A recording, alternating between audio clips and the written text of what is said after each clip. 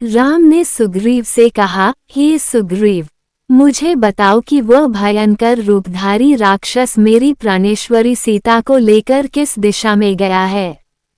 तुम शीघ्र पता लगाओ कि वह राक्षस कहाँ रहता है।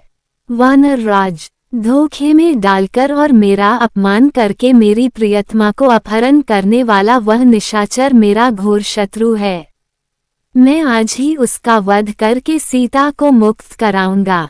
राम के शोक से पीड़ित वचन को सुनकर सुग्रीव ने उन्हें आश्वासन दिया, हे राम, मैं नीच कुल में उत्पन्न उस पापात्मा राक्षस की शक्ति और गुप्त स्थान से परिचित नहीं हूँ, किंतु मैं आपको विश्वास दिलाता हूँ कि मैं शीघ्र ही ऐसा यत्न करूँगा कि मिथिलेश कुमारी सीता आपको मिल जाए। अतः आप धैर्य धारण करें। इस प्रकार से व्याकुल होना व्यर्थ है। व्याकुल होने पर मनुष्य की बुद्धि गंभीर नहीं रह पाती। आपको इस प्रकार से अधीर होना शोभा नहीं देता। मुझे भी पत्नी के विरह का महान कष्ट प्राप्त हुआ है, तथापि मैं पत्नी के लिए निरंतर शोक नहीं करता। जब मैं वानर होकर धैर्य धारण कर सकता हूँ तो आप तो नर हैं, महात्मा हैं, सुशिक्षित हैं, आप मुझसे भी अधिक धैर्य धारण कर सकते हैं। मैं आपको उपदेश नहीं दे रहा हूँ, सिर्फ मित्रता के नाते आपके हित में सलाह दे रहा हूँ। सुग्रीव की बात सुनकर राम नेत्रों से अश्रु पोंछकर बोले, हे वानरेश, तुमने वही किया है जो एक स्नेही और हितैषी मित्र को करना चाहिए। तुम्हारा कार्य सर्वथा उचित है। सखें, तुम्हारे इस आश्वासन ने मेरी चिंता को दूर करके मुझे स्वस्थ बना दिया है। तुम जैसे स्नेही मित्र बहुत कम मिलते हैं। तुम सीता का पता लगाने में मेरी सहायता करो और मैं तुम्हारे सामने ही दुष्ट वाली का वध करूंगा। उसके विषय में तुम मुझे सारी बातें बताओ। विश्वास करो, वाली मेरे हाथों से नहीं बच सकता। राम की प्रतिज्ञा से संतुष्ट होकर सुग्रीव बोले, हे रघुकुल मणि, वाली ने मेरा राज्य और मेरी प्यारी पत्नी मुझसे छीन ली है। अब वह दिन रात मुझे मारने का उपाय सोचा करता है। उसके भय के कारण ही मैं इस पर्वत पर निवास करता हूँ। उससे ही भयभीत होकर मेरे सब साथी एक एक करके मेरा साथ छोड़ गए हैं। अब ये केवल 4 मित्र मेरे साथ रह गए हैं। वाली अत्यंत बलवान है, उसके भय से मेरे प्राण सूख रहे हैं। वह इतना बलवान है कि उसने डंडभी नामक बलिष्ठ राक्षस को देखते देखते मार डाला। जब वह साल के वृक्ष को अपनी भुजाओं में भर कर झकझोरता है तो उसके सारे पत्ते झड़ जाते हैं। उसके असाधारण बल को देखकर मुझे संशय होता है कि आप उसे मार पाएंगे। सुग्रीव की आशंका को सुनकर लक्ष्मण ने मुस्कुराते हुए कहा, हे सुग्रीव, तुम्हें इस बात का विश्वास कैसे होगा कि श्री रामचंद्र जी वाली को मार सकेंगे। ये सुनकर सुग्रीव बोला, सामने जो साल के 7 वृक्ष खड़े हैं उन 7 को एक एक करके वाली ने बींधा है। यदि राम इनमें से एक को भी बींध दे तो मुझे आशा बंध जाएगी। ऐसी बात नहीं है कि मुझे राम की शक्ति पर पूर्ण विश्वास नहीं है, किंतु मैं केवल वाली से भयभीत होने के कारण ही ऐसा कह रहा हूँ। सुग्रीव के ऐसा कहने पर राम ने धनुष पर प्रत्यंचा चढ़ाई और बाण छोड़ दिया, जिसने भीषण टंकार करते हुए एक साथ 7 साल वृक्षों को और पर्वत शिखर को भी बींध डाला। राम के इस पराक्रम को देखकर सुग्रीव विस्मित रह गया और उनकी भूरी भूरी प्रशंसा करते हुए बोला, प्रभो, वाली को मारकर आप मुझे अवश्य ही निश्चिंत कर दे। तदंतर वे सब लोग वाली की राजधानी किष्किंधापुरी में गए। वहां पहुंचकर राम एक गहन वन में ठहर गए और सुग्रीव से कहा, तुम वाली को युद्ध के लिए ललकारो और निर्भय होकर युद्ध करो। राम के वचनों से उत्साहित होकर सुग्रीव ने वाली को युद्ध करने के लिए ललकारा। सुग्रीव के इस सिंहनाद को सुनकर वाली को अत्यंत क्रोध आया। क्रोधित वाली आंधी के वेग से बाहर आया और सुग्रीव पर टूट पड़ा। वाली और सुग्रीव में भयंकर युद्ध छिड़ गया। उन्मत्त हुए दोनों भाई एक दूसरे पर घूंसों और लातों से प्रहार करने लगे। श्री रामचंद्र जी ने वाली को मारने के लिए अपना धनुष संभाला, परंतु दोनों का आकार एवं आकृति एक समान होने के कारण वे सुग्रीव और वाली में भेद न कर सके। इसलिए उन्होंने बाण छोड़ना स्थगित कर दिया। वाली की मार न सह सकने के कारण सुग्रीव ऋषिमुख पर्वत की ओर भागा। राम लक्ष्मण तथा अन्य वानरों के साथ सुग्रीव के पास पहुँचे। राम को सम्मुख पाकर उसने उलाहना देते हुए कहा, मुझे युद्ध के लिए भेजकर आप पिटने का तमाशा देखते रहे। बताइए आपने ऐसा क्यों किया? यदि आपको मेरी सहायता नहीं करनी थी तो मुझसे पहले ही स्पष्ट कह देना चाहिए था कि मैं वाली को नहीं मारूंगा, मैं उसके पास जाता ही नहीं। सुग्रीव के क्रुद्ध शब्द सुनकर रामचंद्र ने बड़ी नम्रता से कहा, सुग्रीव, क्रोध त्यागो और मेरी बात सुनो। तुम दोनों भाई रंग रूप, आकार, गति और आकृतियों में एक समान हो, अतः मैं तुम दोनों में अंतर नहीं कर सका और मैंने बाण नहीं छोड़ा। यदि मेरा बाण वाली को लगने के स्थान पर तुम्हें लग जाता तो मैं जीवन भर किसी को मुख दिखाने लायक नहीं रहता। वानरेश्वर, अपनी पहचान के लिए तुम कोई चिन्ह धारण कर लो जिससे मैं तुम्हें पहचान लूं और फिर से युद्ध के लिए जाओ।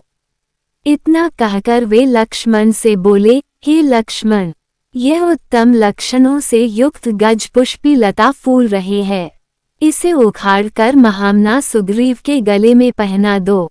लक्ष्मण ने वैसा ही किया और सुग्रीव फिर से युद्ध करने चला। इस बार सुग्रीव ने दूने उत्साह से सिंहनाद करते हुए घोर गर्जना की, जिसे सुनकर वाली आंधी के वेग से बाहर की ओर दौड़ने को उद्यत हुआ। किंतु उसकी पत्नी तारा ने भयभीत होकर वाली को रोकते हुए कहा, हे वीरश्रेष्ठ, अभी आपका युद्ध के लिए जाना श्रेयस्कर नहीं है। सुग्रीव एक बार मार खाकर भाग जाने के पश्चात फिर युद्ध करने के लिए लौटा है। इससे मेरे मन में शंका उत्पन्न हो रही है। ऐसा प्रतीत होता है कि उसे कोई प्रबल सहायक मिल गया है और वो उसी के बल पर आपको ललकार रहा है। मुझे कुमार अंगद से सूचना मिल चुकी है कि अयोध्या के अजेय राजकुमारों राम और लक्ष्मण के साथ उसकी मैत्री हो गई है। संभव है वे ही उसकी सहायता कर रहे हों। राम के पराक्रम के विषय में तो मैंने भी सुना है, वे शत्रुओं को देखते देखते धराशायी कर देते हैं। यदि वे स्वयं सुग्रीव की सहायता कर रहे हैं तो उनसे लड़कर आपका जीवित रहना कठिन है। इसलिए उचित यही है कि इस अवसर पर आप बैर छोड़कर सुग्रीव से मित्रता कर लीजिए, उसे युवराज पद दे दीजिए। वह आपका छोटा भाई है और इस संसार में भाई के समान हेतु कोई दूसरा नहीं होता। उससे इस समय मैत्री करने में ही आपका कल्याण है। तारा के इस प्रकार समझाने वाली ने कहा, वरान ने, मैं सुग्रीव की ललकार को सुनकर कायरों की भांति घर में छिपकर नहीं बैठ सकता और न ललकारने वाले से भयभीत होकर उसके सम्मुख मैत्री का हाथ ही बढ़ा सकता हूँ। श्री रामचंद्र जी के विषय में मैं भी जानता हूँ, वे धर्मात्मा हैं और कर्तव्य को समझने वाले हैं। वे पापकर्म नहीं कर सकते। तुमने मेरे प्रति अपने स्नेह एवं भक्ति का प्रदर्शन कर दिया, अब मुझे मत रोको। मैं सुग्रीव का सामना अवश्य करूंगा और उसके घमंड को चूर चूर कर डालूंगा। युद्ध में मैं उससे विजय प्राप्त करूंगा मगर उसके प्राण नहीं लूंगा। ये कहकर वाली सुग्रीव के पास पहुंचकर उससे युद्ध करने लगा। दोनों एक दूसरे पर घूंसों और लातों से प्रहार करने लगे। जब राम ने देखा कि सुग्रीव की शक्ति क्षीण होते जा रही है तो उन्होंने एक विषधर सर्प की भांति बाण को धनुष पर चढ़ाकर वाली को लक्ष्य करके छोड़ दिया। टंकार ध्वनि के साथ वह बाण वाली के वक्ष में जाकर लगा, जिससे वह बेसुध होकर पृथ्वी पर गिर पड़ा।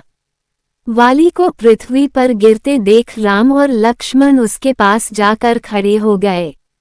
जब वाली की चेतना लौटी और उसने दोनों भाइयों को अपने सम्मुख खड़े देखा तो वो कठोर शब्दों में बोला, हे रघुनंदन, आपने छिपकर जो मुझ पर आक्रमण किया, उससे आपने कौन सा गुण प्राप्त कर लिया? किस महान यश का उपार्जन कर लिया? यद्यपि तारा ने सुग्रीव की और आपकी मैत्री के विषय में मुझे बताया था, परंतु मैंने आपकी वीरता, शौर्य, पराक्रम, धर्मपरायणता, न्यायशीलता आदि गुणों को ध्यान में रखते हुए उसकी बात नहीं मानी थी और कहा था कि न्यायशील राम कभी अन्याय नहीं करेंगे। आज मुझे ज्ञात हुआ कि आपकी मति मारी गई है। आप दिखावे के लिए धर्म का चोला पहने हुए हैं, वास्तव में आप अधर्मी हैं। आप साधु पुरुष के वेश में एक पापी हैं। मेरा तो आपके साथ कोई बैर भी नहीं है, फिर आपने ये क्षत्रियों को लजाने वाला कार्य क्यों किया? आप नरेश हैं। राजा के गुण साम, दाम, दंड, भेद, दान, क्षमा, सत्य, धैर्य और विक्रम होते हैं। कोई राजा किसी निरपराध को दंड नहीं देता। फिर आपने मेरा वध क्यों किया है? हे राजकुमार, यदि आपने मेरे समक्ष आकर मुझसे युद्ध किया होता तो आप अवश्य ही मेरे हाथों मारे गए होते। जिस उद्देश्य के लिए आप सुग्रीव की सहायता कर रहे हैं, उसी उद्देश्य को यदि आपने मुझसे कहा होता तो मैं एक ही दिन में मिथिलेश कुमारी को ढूंढकर आपके पास ला देता। आपकी पत्नी का अपहरण करने वाले दुरात्मा राक्षस रावण के गले में रस्सी बांधकर आपके समक्ष प्रस्तुत कर देता। आपने अधर्मपूर्वक मेरा वध क्यों किया? वाली के कठोर वचनों को सुनकर रामचंद्र ने कहा, वानर, धर्म, अर्थ, काम और लौकिक सदाचार के विषय तुम्हें ज्ञान ही नहीं है। तुम अपने वानरोचित चपलतावश तुम व्यर्थ ही मुझ पर क्रोधित हो रहे हो। मैंने तुम्हारा वध अकारण या व्यक्तिगत बैरभाव के कारण से नहीं किया है। सौम्य, पर्वतों, वनों और काननों से युक्त संपूर्ण भूमंडल इक्ष्वाकु वंश के राजाओं की है। इस समय धर्मात्मा राजा भरत इस पृथ्वी का पालन कर रहे हैं। उनकी आज्ञा से हम संपूर्ण पृथ्वी में विचरण करते हुए धर्म के प्रचार के लिए साधुओं की रक्षा तथा दुष्टों का दमन कर रहे हैं। तुमने अपने जीवन में काम को ही प्रधानता दिया और राजोचित मार्ग पर स्थिर नहीं रहे। छोटा भाई, पुत्र और शिष्य तीनों पुत्रतुल्य होते हैं। तुमने इस धर्माचरण को त्याग कर अपने छोटे भाई सुग्रीव की पत्नी रुमा का हरण किया, जो धर्मानुसार तुम्हारी पुत्रवधू हुई। उत्तम कुल में उत्पन्न क्षत्रिय और राजा का प्रतिनिधि होने के कारण तुम्हारे इस महापाप का दंड देना मेरा कर्तव्य था। जो पुरुष अपनी कन्या, बहन अथवा अनुजवधू के पास कामबुद्धि से जाता है, उसका वध करना ही उसके लिए उपयुक्त दंड माना गया है। इसीलिए मैंने तुम्हारा वध किया। वानर श्रेष्ठ, अपने इस कार्य के लिए मेरे मन में किसी प्रकार संताप नहीं है। मैंने तुम्हें तुम्हारे पिछले पापों का दंड देकर आगे के लिए तुम्हें निष्पाप कर दिया है। अब तुम निष्पाप होकर स्वर्ग जाओगे। राम का तर्क सुन वाली ने हाथ जोड़कर कहा, हे राघव, आपका कथन सत्य है। मुझे अपनी मृत्यु पर दुख नहीं है। मेरा पुत्र अंगद मुझे अत्यंत प्रिय है और मुझे केवल उसी की चिंता है। वो अभी बालक है, उसकी बुद्धि अभी परिपक्व नहीं हुई है। उसे मैं आपकी शरण में सौंपता हूँ।